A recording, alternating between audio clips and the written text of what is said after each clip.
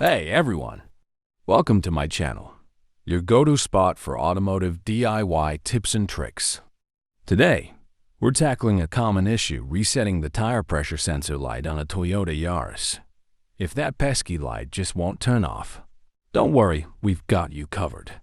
Stick around, and by the end of this video, you'll know exactly what to do. So, let's get into it. The third-generation Toyota Yaris is equipped with a tire reset button. Follow these steps to reset the tire pressure sensor on your car. Step 1. Adjust the cold tire pressure in all 4 tires recommended on the tire placard. Step 2. Turn the ignition key to the on position without starting the engine. Step 3. Find the tire reset button located below the steering wheel. So hold the button until the light blinks 3 times.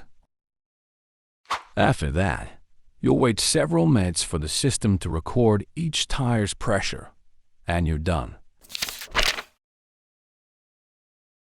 On the 4th generation Toyota Yaris, you can reset the tire pressure light by using the cluster display. So let's get to it.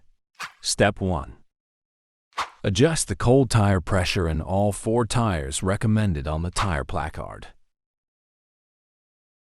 Step 2. Turn it on. Step 3.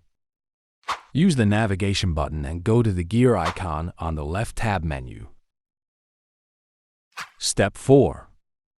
Scroll to the right to find Vehicle Settings and press OK.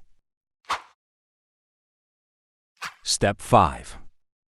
Scroll down and get on the TPWS setting. Step 6. Highlight the setting pressure menu and hold down the OK button until the resetting is complete, and you're done. And that's it. Resetting the tire pressure sensor light on your Toyota Yaris is that simple.